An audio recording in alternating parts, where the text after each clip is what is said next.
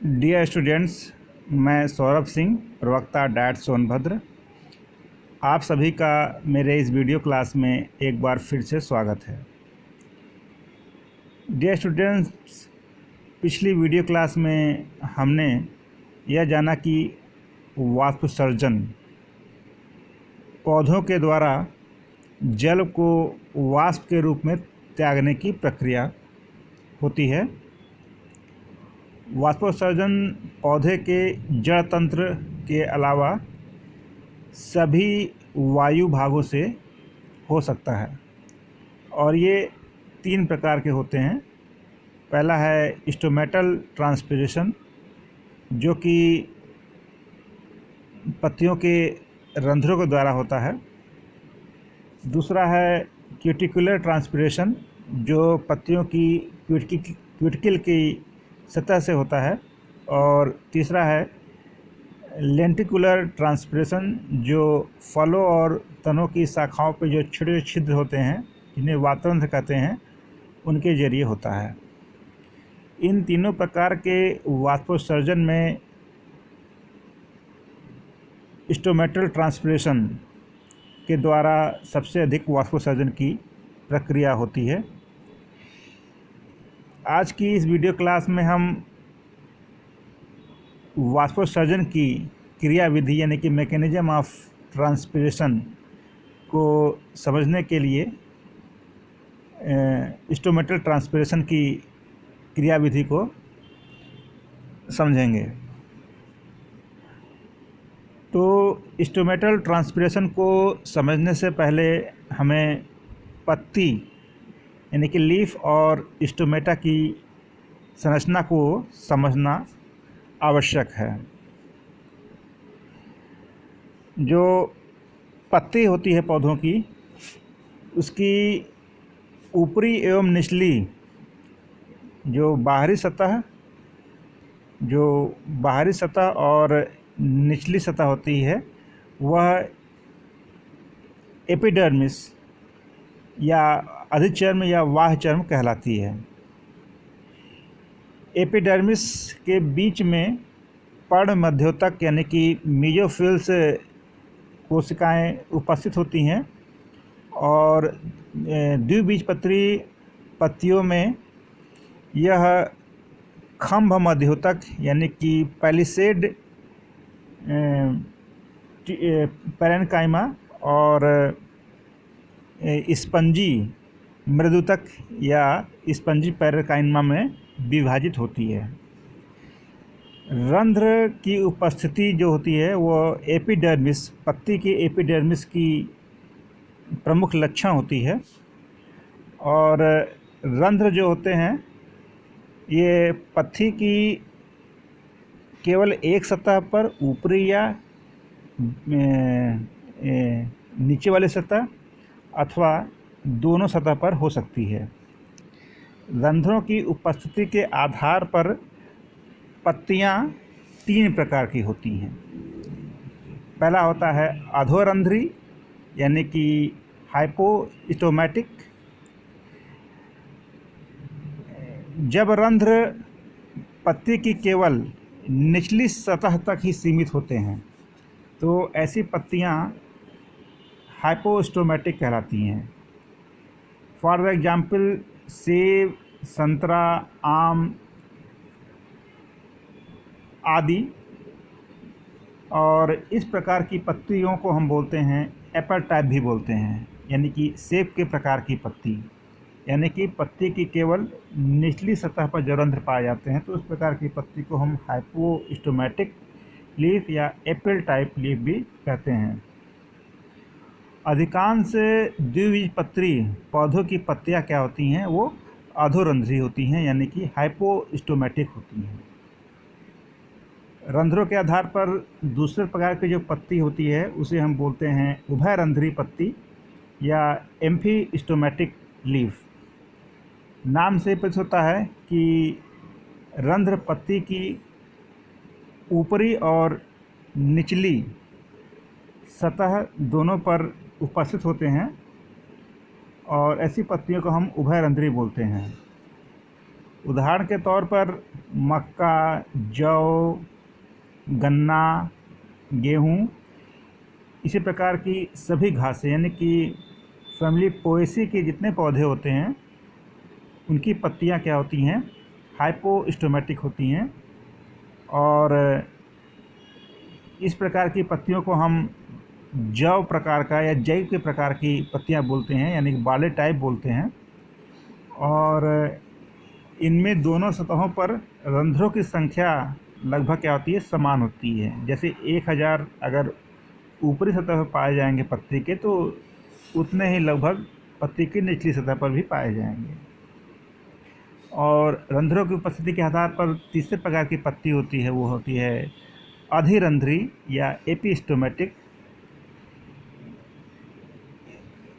जब रंध्र केवल पत्ती की अधिचर्म यानी कि अपर एपिडर्मिस, ना कि हाइपोएपिडर्मिस, यानी कि पत्ती की जब एपिडर्मिस पर ही केवल रंध्र पाए जाते हैं, तो ऐसी पत्तियां अधिरंध्री या एपिस्टोमेटिक कहलाती हैं। जैसे वाटर लिली और अन्य प्लावी पौधों की पत्तियां।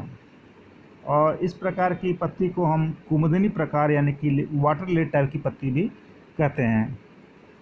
और अधिकांश जो जल प्लावी पौधे होते हैं यानी कि फ्लोटिंग हाइड्रोफाइट्स होते हैं, उनकी पत्तियां होती हैं एपिस्टोमेटिक होती हैं, यानी कि अधिरंध्री होती हैं।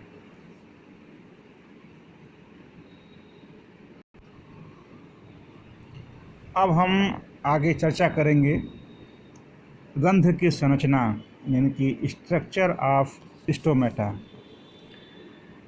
अधिकांश पौधों में प्रत्येक रंध्र दो वृक्काकार या सेम के बीच के आकार की कोशिकाओं से बना होता है, जिन्हें हम द्वार कोशिकाएं या रक्षक कोशिकाएं या हम गार्ड सेल्स भी कहते हैं। यहाँ पे देख रहे हैं, ये जो सेम के आकार की जो संरचना है, ये क्या है, गार्ड सेल्स। गार्ड सेल्स इस प्रकार से अरेंज होती हैं या व्यवस्थित होती हैं कि इनके बीच में एक छिद्र बनता है।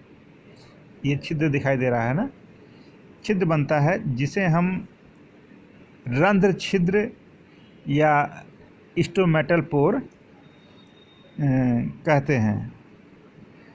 गार्ड सेल्स की जो भीतरी भित्ति होती है, जो ये इनर वॉल होती है, भीतरी भित्ति या इनर वॉल जो स्टोमेटल पोर की ओर होती है, मोटी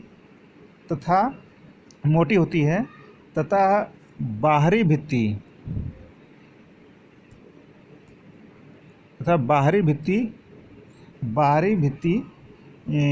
पतली होती है, जिसके कारण जब द्वार कोशिकाएं जब स्फीत होती हैं या फूली हुई होती हैं या टर्गिड होती हैं जल के भरने के कारण, तब रंध्र क्या होते हैं, खुल जाते हैं तथा रंध्र की रक्षक कोशिकाओं या द्वार कोशिकाओं से जल निकल जाता है या फ्लैसिड हो जाता है, या रंध्र कोशिकाएं या गार्ड सेल्स या पिचक जाती हैं, तब रंध्र क्या होता है, बंद हो जाते हैं।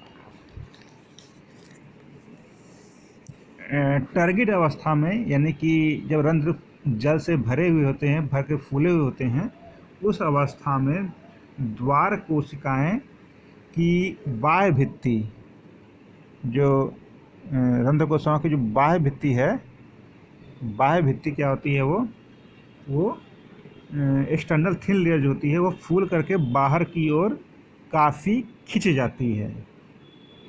इससे भीतरी भित्ति यानी कि इनर वॉल जो होती है, और वो जो थिक होती है वो भी थोड़ी बाहर की ओर खींच जाती है, जिससे क्या होता है रंध्र खुल जाते हैं। रंध्र का जो छिद्र होता है स्टोमेटल पोर का वो खुल जाते हैं।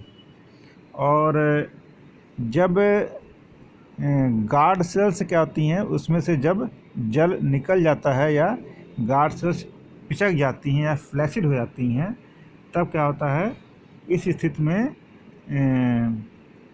द्वार कोशिकाएं पहले की तरह होकर के रंध्र को बंद कर देती हैं। तो ये चित्र है, एक खुला हुआ रंध्र है और एक है ये बंद रंध्र है। खुले हुए रंध्र में क्या होता है कि गार्ड सेल्स में परासरण की वजह से जल भर जाता है, जिससे क्या होता है गार्ड सेल्स की बाहरी भित्ति बाहर की ओर खिंचती है। इस खिंचाव के कारण अंदर वाली मोटी भित्ति भी क्या होती है कुछ बाहर की ओर खिंच जाती है और ये स्टोमेटल पोर क्या होता है खुल जाता है। और जब गार्ड सेल की कोशिकाएं फ्लैसिड हो जाती हैं, तब इसकी अंदर की जो भित्ति होती है गार्ड सेल की वो क्या होती है अपनी पूर्वावस्था में आ जाती है और इस वजह से क्या रंध्र क्या होते हैं बंद हो जाते हैं। ठीक है। और पत्तियों में रंध्र नहीं, गार्ड सेल्स, रंध्र की जो गार्ड सेल्स के चारों ओर जो कोशिकाएं होती हैं, गार्ड सेल्स के चारों ओर ये जो कोशिकाएं होती हैं, ये रंध्र के चारों ओर जो गार्ड सेल्स के जो चारों ओर कोशिकाएं होती हैं उन्हें हम सहायक कोशिकाएं या सब्सिडियरी सेल्स कहते हैं। और पत्तियों में रंध्रों की संख्या प्रति वर्ग सेंटीमीटर में 100 से लेकर के 60,000 तक हो सकती है। रंध्रों की संरचना के बाद अब हम रंध्रों के खुलने बंद होने की प्रक्रिया या रंध्र गति यानी कि मैकेनिज्म ऑफ स्टोमेटल मूवमेंट के बारे में चर्चा करेंगे। स्टोमेटा के खुलने व बंद होने की प्रक्रिया को हम रंध्र गति या स्टोमेटल मूवमेंट कहते हैं। स्टोमेटा का खुलना व बंद होना, स्टोमेटा की द्वार कोशिकाएं या गार्ड सेल्स में स्फीत दाब यानी कि टर्गर प्रेशर के ऊपर निर्भर करती है। जब द्वार कोशिकाओं में स्फीत दाब स्फीत होता है या टर्गिड होता है या जल से भरी हुई होती है, तो क्या होता है कि रंध्र खुल जाते हैं। और जब गार्ड सेल्स पिचकी हुई होती हैं या फ्लैसिड होती हैं, तब रंध्र बंद हो जाते हैं। तो इस प्रकार से हम ये देखते हैं कि रंध्रों के खुलने और बंद होने का मुख्य कारण है रंध्र की जो द्वार कोशिकाएं हैं उसमें स्फीत दाब या टर्गिडिटी का कम या ज़्यादा होना। यदि हम जान जाएं कि रंध्रों में टर्गिडिटी कम ज़्यादा क्यों होती है, तो हम समझ सकते हैं कि रंध्र खुलते बंद होते हैं, बंद होने की भौतिक रासायनिक प्रक्रिया क्या है। तो रंध्र की द्वार कोशिकाओं में टर्गिडिटी के संबंध में कई परिकल्पनाएं प्रस्तुत की गई हैं। मतलब कि वे परिकल्पनाएं प्रस्तुत की गई हैं जो बताते हैं कि रंध्र की द्वार कोशिकाओं में टर्गिडिटी क्यों घटती है, बढ़ती है। इनमें से सबसे पहला है मॉन्ड स्टार्च परिकल्पना या स्टार्च शुगर हाइपोथेसिस। इस मत का या इस परिकल्पना का प्रतिपादन वैज्ञानिक J.D. सायरे ने 1923 में किया था, जिनके अनुसार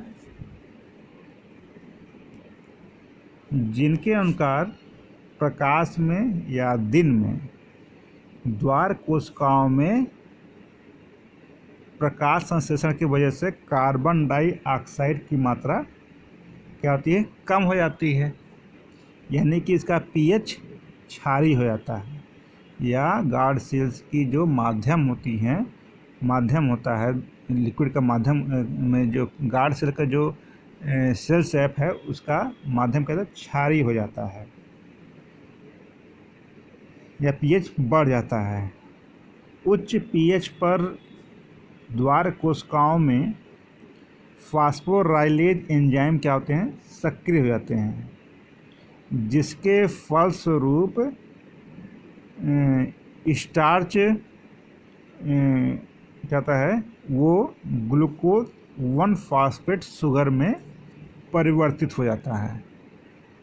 ठीक है, जिससे क्या होता है कि गार्ड सेल में शर्करा का क्या होता है, सांद्रण क्या होता है वो बढ़ जाता है, और इसकी वजह से क्या होता है कि द्वार कोशिका के चारों जो सहायक कोशिकाएं होती हैं वहाँ से जल अंतःपरासरण के कारण द्वार कोशिकाओं में भरना शुरू हो जाता है, और इस वजह से क्या होता है गार्ड की कोशिकाएं क्या होती हैं वो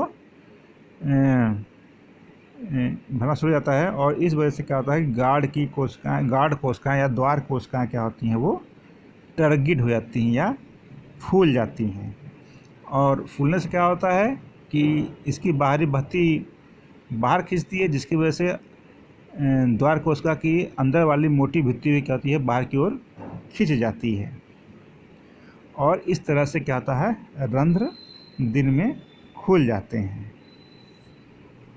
अब ये खुल गए रंध्र, अब हम चर्चा करेंगे कि रंध्र रात में बंद कैसे होते हैं। अंधेरे में अथवा रात में या प्रकाश की उपस्थिति में फोटोसिंथेसिस की प्रक्रिया क्या होती है, बंद हो जाती है, और श्वसन के फलस्वरूप कार्बन डाइऑक्साइड की मात्रा द्वार कोशिकाओं में बढ़ने लगती है, जिसकी वजह से उसका pH अम्लीय हो जाता है या pH कम हो जाता है, और इसकी वजह से क्या होता है कि जो ग्लूकोज 1 फास्फेट बना हुआ था शुगर के रूप में वो क्या होता है स्टार्च के रूप में परिवर्तित होना शुरू हो जाता है, और गार्ड सेल में शर्करा की सांद्रता क्या होती है कम हो जाती है, जिससे क्या होता है कि बाह्य परासरण के फलस्वरूप द्वार कोशिकाओं से जल अगल बगल की क्या होती है सहायक कोशिकाओं में चला जाता है, और जिसके फलस्वरूप जो स्टोमेटा क्या होती है, स्टोमेटा के जो गार्ड सेल्स होती हैं, रक्षक कोशिकाएं या द्वार कोशिकाएं होती हैं वो पिचक जाती हैं, और उसकी जो अंतर्भित्ति और मोटी होती है वह अपनी स्थिति में पुनः आती है, जिसकी वजह से क्या होता है स्टोमेटा फिर से बंद हो जाते हैं। और जो वैज्ञानिक सारे जिन्होंने इस परिकल्पना को प्रतिपादित किया, इससे पहले वैज्ञानिक लायड थे 1908 में ये बताया था कि गार्ड सेल जो होती हैं रंध्र की उसमें स्टार्च होता है। इसी क्रम में एक दूसरी परिकल्पना आई जिसे हम बोलते हैं स्टीवार्ड हाइपोथेसिस या स्टीवार्ड परिकल्पना। स्टीवार्ड ने क्या कुछ नया नहीं बताया, इन्होंने खाली सायरे के जो परिकल्पना जिसके बारे में उन्होंने अभी चर्चा की, इसी परिकल्पना को उन्होंने आगे बढ़ाते हुए यह स्पष्ट किया कि जब pH उच्च हो जाता है यानी कि गार्ड सेल की कोशिकाओं का माध्यम क्षारीय हो जाता है, तब क्या होता है, स्टार्च जो होता है वह ग्लूकोज 1 फास्फेट के आगे और भी विघटित होता है, जिससे क्रमशः ग्लूकोज 6 फास्फेट और अंत में ग्लूकोज बनता है। और ग्लूकोज 6 फास्फेट और ग्लूकोज क्या होते हैं, जल में ग्लूकोज 1 फास्फेट की अपेक्षा अधिक घुलनशील होते हैं। अतः इससे क्या होता है, द्वार कोशिकाओं के जो कोशिका रस या सेल सैफ होता है उसकी सांद्रता बढ़ जाती है, जो रंध्रों के खुलने के लिए क्या है, आवश्यक है। तो इस प्रकार से हमने देखा कि ये दो जो मैकेनिज़्म है ये बताते हैं कि स्टोमेटा में टर्बिडिटी बढ़ती है स्टार्च के शर्करा में बदलने से। इससे क्या होता है, टर्बिडिटी बढ़ जाती है, यानी कि द्वार कोशिकाएं फूल जाती हैं और क्या होता है, वो स्टोमेटा खुल जाते हैं। और अंधेरे में या प्रकाश की उपस्थिति में क्या होता है, द्वार कोशिकाओं का पीएच अम्लीय होना शुरू हो जाता है और जो शर्करा होती है वो स्टार्च में पुनः फिर से कहती है वो कंडेंस हो जाती है। और इसकी वजह से क्या होता है, शर्करा की सांद्रता सेल सैप में कम हो जाती है, जल इसका बाहर निकल जाता है, गार्ड सेल्स या द्वार कोशिकाएं फ्लैसिड हो जाती हैं, जिसकी वजह से पत्तियां की रंध्र बंद हो जाते हैं। अगला सिद्धांत है सक्रिय पोटेशियम आयन स्थानांतरण सिद्धांत या एक्टिव पोटेशियम आयन थ्योरी।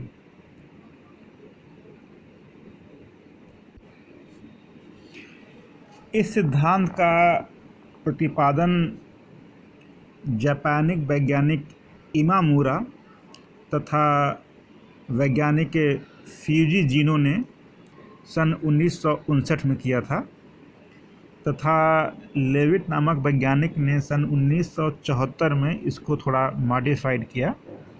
और यह सिद्धांत यानी कि active potassium ion transfer theory यानी कि सक्रिय पोटेशियम आयन स्थानांतरण सिद्धांत स्टोमेटा के खुलने और बंद होने का एक वर्तमान में सर्वमान्य सिद्धांत है ये।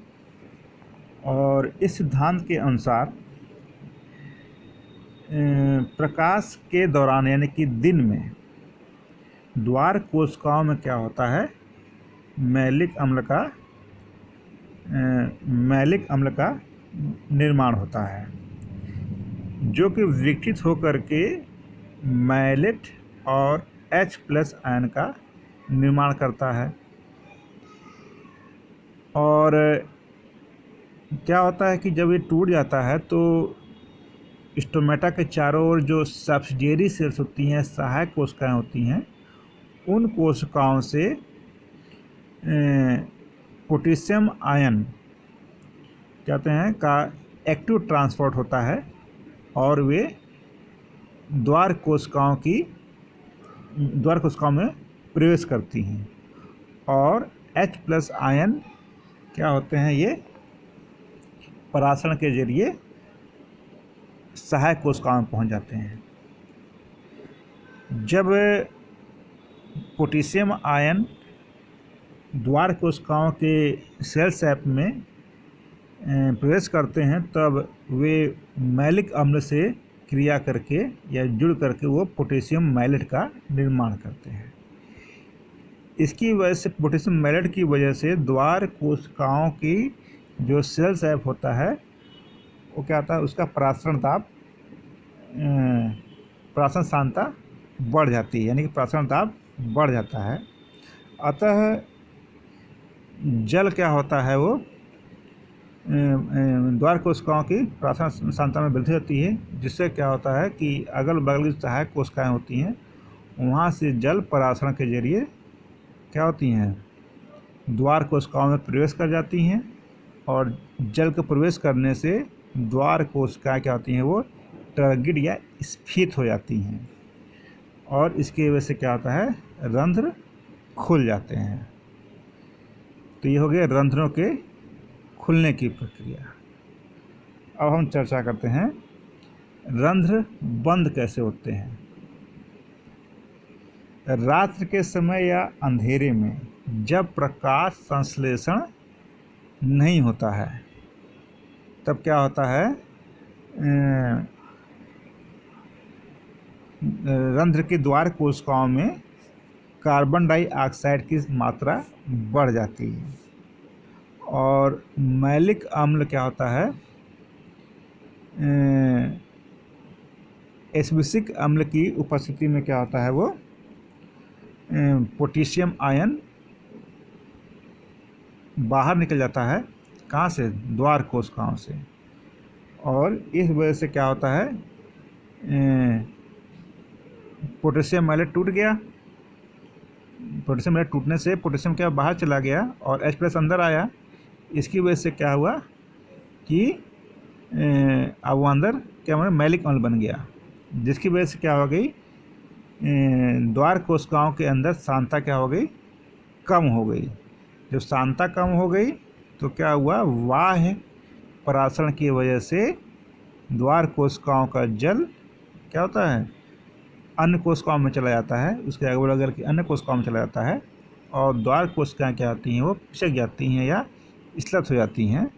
और जब स्लथ हो जाती हैं या फेंक जाती हैं द्वार कोशिकाएँ, तो क्या होती हैं, द्वार कोशिकाओं की जो रंध्रों की ओर जो भीतरी सतह होती है, जो कि मोटी होती है, वो इलास्टिसिटी की वजह से क्या होती है, अपनी जगह पर जाती है और वो रंध्रों को बंद कर देती है। तो ये प्रक्रिया है एक्टिव पोटेशियम आयन स्थानांतरण सिद्धांत, जो कि सर्वमान्य सिद्धांत है स्टोमेटा के खुलने और बंद होने की, खास तौर से स्टोमेटा की रंध्र द्वार कोशिकाओं में टर्गिडिटी कम या ज़्यादा करने के लिए। तो इस प्रकार से आज हमने चर्चा की वाष्पोत्सर्जन की क्रियाविधि in the term of stomatal transpiration, और यहीं पे अपना टॉपिक अब समाप्त करते हैं। Okay, thank you.